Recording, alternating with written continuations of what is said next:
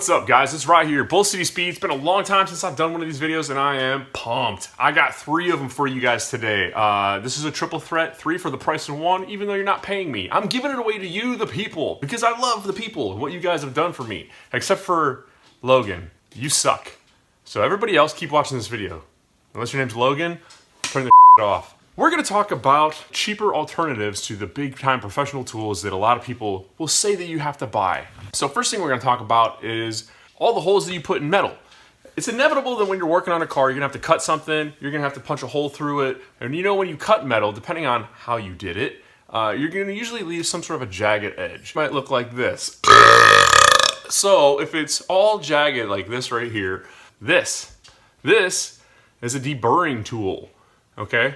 It has a little hook on the end, a little ball, and it has like a knife edge on here, okay? And it pivots.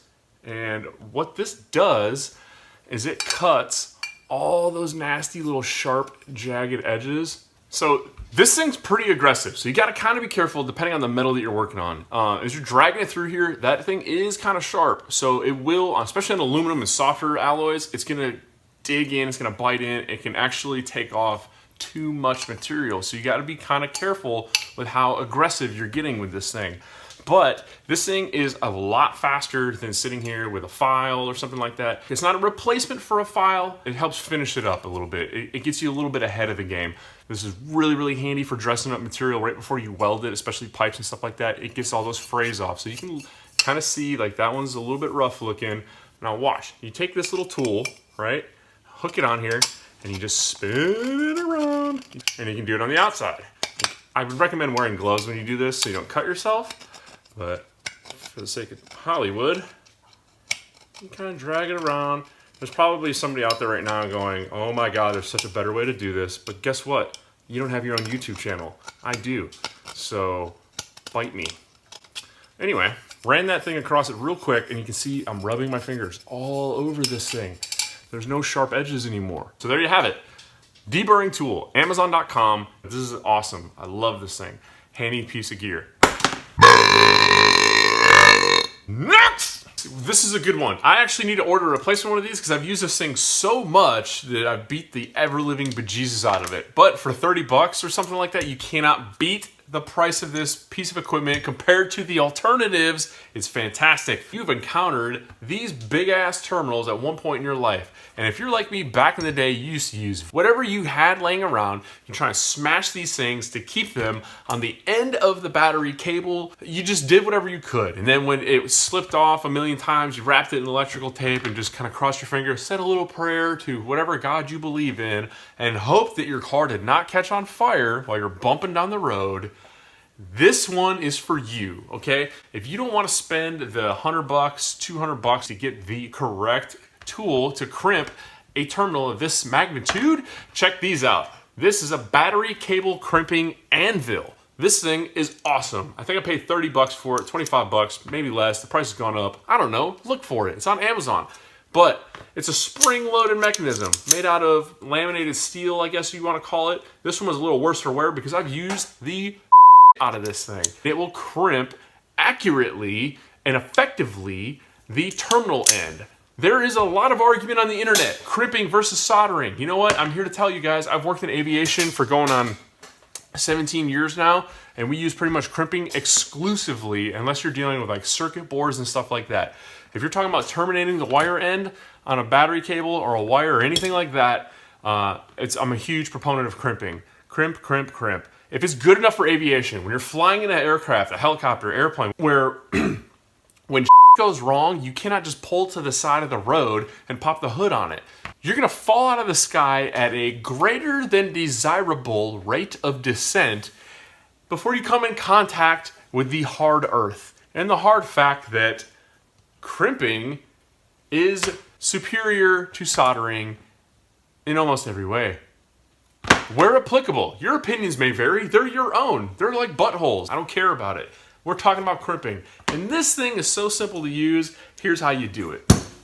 All you do, take this guy, jam it in there like so. Stick the cable in the end. And get your BFH. Make sure you check it to make sure it's not spitting your cable out. There you have it. Amazon, check it out. Gotcha. Last one, third and final thought. We're talking about charge pipes, and we talked about how to deburr them and get them ready for welding. Now we're talking about charge pipe retention when it's actually on the car. If you've ever ordered one of these eBay kits or something like that, you'll see they got a nice bead rolled section in there. And the eBay kits kind of come, I think they're nice and they're really, really good for the money. But odds are you're gonna have to cut those to make them suit your needs and your specific application. And when you put a clamp over the end of it, you crank the thing down, but still it's not enough and it's gonna eventually slip off. How do you make your system stay together and stop blowing apart at the coupler? Well, you need to put a bead roll on it. Maybe you don't have a bead roller. Well, I got one for you. This is what I made. This is just an old garbage pair of vice grips that I had.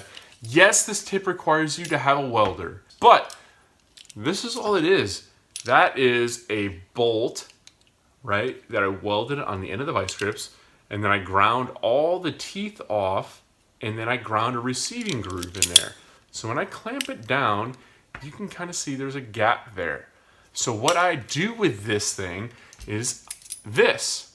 I put it on here, and after you do a couple passes, so that was one time, right? One. And you can see there's a bump there.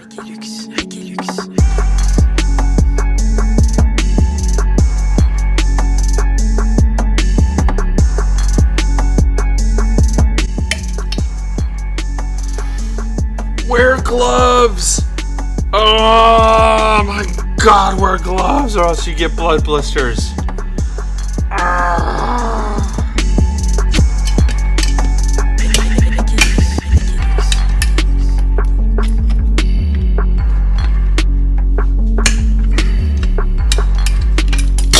Boom, there you go.